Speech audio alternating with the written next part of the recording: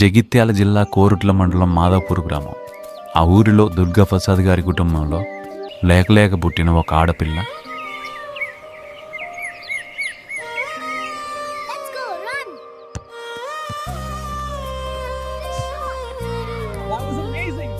ఒక ఆడపిల్ల పుడితే ఆ ఇల్లంతా పండగ వాతావరణం నెలకొంది. ఎందుకంటే వారి కుటుంబంలో అందరూ మగపిల్లలే పుట్టారు. ఏకంగా 15 మంది అన్నాదమ్ముల మధ్య పుట్టిన ఏకైక ఆడపిల్ల వైష్ణవి. ఆ అన్నల చేతుల్లో ఎంతో అల్లారు ముద్దుగా ఒక మహారాణిలా పెరిగిన వైష్ణవి కుటుంబ సభ్యులందరికీ ఆమె ఒక గారాల పట్టి. ఎంతో గారాభంగా పెరిగిన ఆ చిట్టి తల్లి జీవితం ఇంత ఘోరంగా ముగుస్తుందని ఆ అన్నలు కలలో కూడా ఊహించలేదు. అదే కోరుట్లలోని అయ్యప్పగుట్ట ప్రాంతానికి చెందిన హరిబాబు స్థానికంగా ఒక ప్రైవేట్ ఆసుపత్రిలో రిసెప్షనిస్ట్గా పనిచేసేవాడు. అతనికి తల్లి, 2 సోదరులు ఉన్నారు. ఒకరోజు వైష్ణవి కాలేజీకో బయటికో వెళ్తున్నప్పుడు హరిబాబు ఆమెను చూశాడు. ఆమెను రోడ్డుపై ఆపి ప్రేమ పేరుతో వెంటపడటం, అప్పుడు ఆమె అతన్ని తిరస్కరించడం, ఇలా ఆమె ఒప్పుకోకపోవడంతో హరిబాబు ప్లాన్ మార్చాడు. చేతిలో మందు బాటిల్ పట్టుకొని ఆమె ఇంటి పరిసరాల్లో తిరుగుతూ, నువ్వు కాదంటే నేను ఈ మందు తాగి చచ్చిపోతా అని ఆమెను బెదిరిస్తూ ఆమెను బ్లాక్మెయిల్ చేయడం మొదలుపెట్టాడు. అప్పుడు ఆమె అతని ప్రేమ నిజమని నమ్మి ఆమె జాలిపడి అతనికి దగ్గరవుతుంది.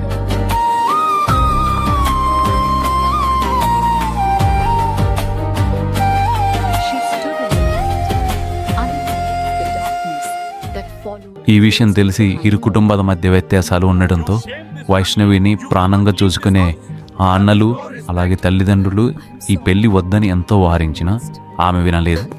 వారిని ఎదిరించి మరీ మే 29, 2025న ఒక గుడిలో ఇద్దరు ప్రేమ వివాహం చేసుకున్నారు.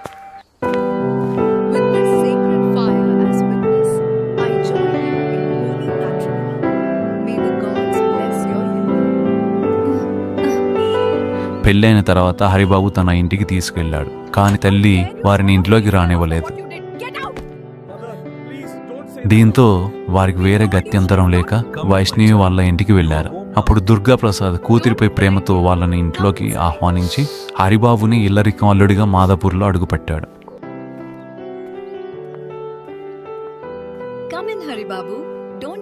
పెళ్ళైన కొద్ది రోజులకి ఇద్దరు కలిసి ఒక యూట్యూబ్ ఛానల్ ప్రారంభించారు. తమ దైనందిన జీవితాన్ని వ్లాగ్స్, షార్ట్స్ రూపంలో పెట్టేవారు. వారికి రోజు ఆదరణ పెరిగిపోతూ సబ్స్క్రైబర్స్ పెరిగిపోతూ ఉన్నారు.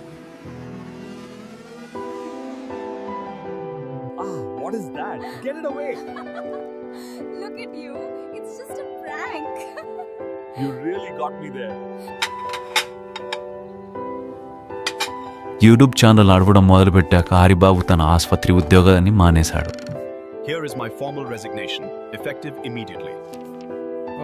ఆ తర్వాత మెల్లగా అతని అసలు స్వరూపం బయటపడింది. ప్రేమ ముసుగు తొలగిపోయి కట్నం దాహం మొదలైంది. పెళ్ళైన కొన్ని నెలలకి హరిబాబు ఫోన్లో వాళ్ళ అమ్మ, అన్నలతో మాట్లాడడం, వాళ్ళు హరిబాబును రెచ్చగొట్టడం చేసేవారు. హరిబాబు రాత్రిపూట వైష్ణవితో కట్నం తీసుకురమ్మని గొడవ పెట్టేవాడు. ఆమె బాధ చూడలేక ఆమె తండ్రి దుర్గాప్రసాద్ అప్పు చేసి మరీ 5 లక్షలు అప్పు చేసి మరీ మాదాపూర్ శివార్లో 2 గుంటల పొలం కొని హరిబాబు పేరు మీద రిజిస్ట్రేషన్ చేసి ఇచ్చాడు. అది ఇచ్చినా కూడా హరిబాబుకి సంతృప్తి చెందలేకపోయాడు. నాకు పాత అప్పులున్నాయి, దానికి ఇంకో 5 లక్షలు క్యాష్ కావాలి అంటూ వైష్ణవిని దారుణంగా వేధించడం మొదలుపెట్టారు.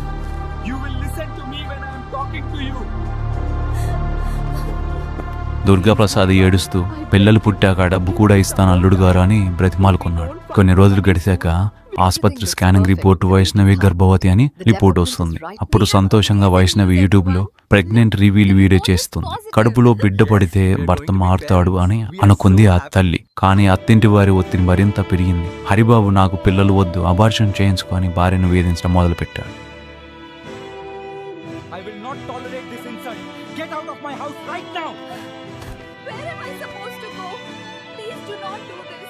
ఇంట్లో జరుగుతున్న ఈ దారుణమైన గొడవలను కూడా కప్పిపుచ్చుకుంటూ వాటిని అబార్షన్ ఫ్రాంక్ పేరుతో యూట్యూబ్లో అప్లోడ్ చేసేవారు. ఒకసారి హరిబాబు ఫోన్కు పాస్వర్డ్ పెట్టడంతో ఏదో అఫైర్ ఉందనే అనుమానంతో వైష్ణవి గొడవ పడుతుంది. ఈ నిజమైన గొడవను కూడా ఫ్రాంక్ వీడియోగా పెట్టారు. దీన్ని సబ్స్క్రైబర్స్ చూసి ఎంజాయ్ చేసి ఇవి ఫ్రాంక్ వీడియోలని ఆమె నేను జీవితంలో పడుతున్న వాస్తవాలని గ్రహించలేకపోయారు ఎవరు కూడా. ఇక మార్చి 16వ తారీఖు రాత్రి సమయం 11 దాటింది. గదిలో వైష్ణవి, హరిబాబు వీరిద్దరూ మరలా అదనపు కట్నం 5 లక్షల కోసం హరిబాబు దారుణంగా గొడవ పెట్టడం మొదలుపెట్టాడు. అందరూ పడుకున్న తర్వాత తెల్లవారుజామున హరిబాబు నిద్రలేచి కిచెన్లోకి వెళ్ళి ఒక పదునైన కత్తి తీసుకున్నాడు.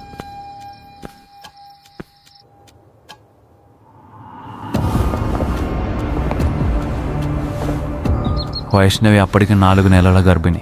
ఏమాత్రం కనికరం లేకుండా హరిబాబు ఆమెను కత్తితో వైష్ణవి తల, మెడ, చేతులపై విచక్షణారహితంగా కొట్టి పొడిచాడు. వైష్ణవి ప్రాణభయంతో కేకలు వేయబోతుంటే ఆమెను గొంతు నులిపి కిరాతకంగా చంపేశాడు. నెత్తటి మడుగులో వైష్ణవి మృతదేహం ఉంది.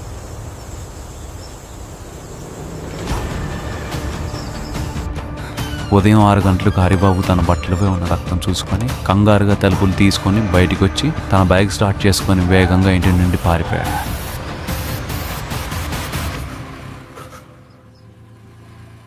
అలికిడికి నిద్ర లేచిన తల్లిదండ్రులు గదిలోనికి వెళ్లి చూడగా రక్తపు మడుగులో కూతురిని చూసి గుండెలు పగిలేలా ఏడ్చారు.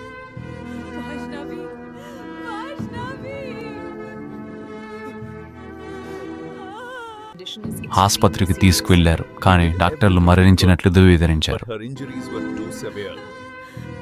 పోలీసులు సంఘటనా స్థలానికి చేరుకుని దర్యాప్తు ప్రారంభించారు.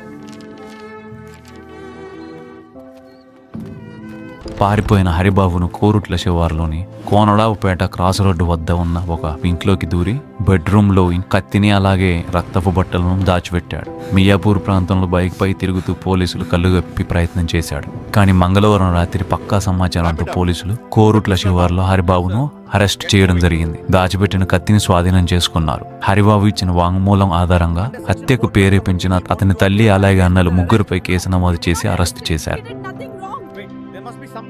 ఆ తర్వాత హరిబాబు కరీంనగర్ జైల్లో రిమాండ్ ఖైదీగా ఉంచారు.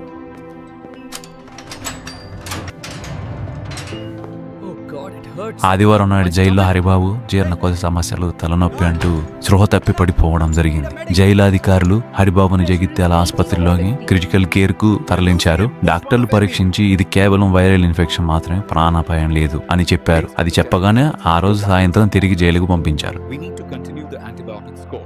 But you are responding well to the treatment.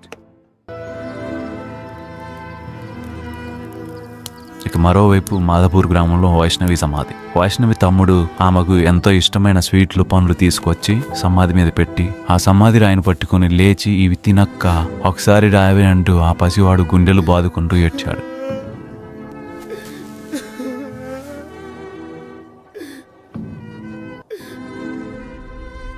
మందు తాగి డ్రామాలాడే వాళ్ళను నమ్మి మోసపోకండి. సోషల్ మీడియాలో కనిపించే నవ్వుల వెనక ఇలాంటి వాళ్ళు ఉంటారు.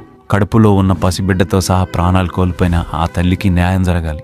మీలో ఎవరైనా ఇలాంటి సమస్యలను ఎదుర్కొంటూ ఉంటే గృహహింస హెల్ప్ లైన్ నెంబర్ 181100 స్క్రీన్పై కనిపిస్తుంది, చూడండి. ఈ నెంబర్లకు ఫిర్యాదు చేయవచ్చు.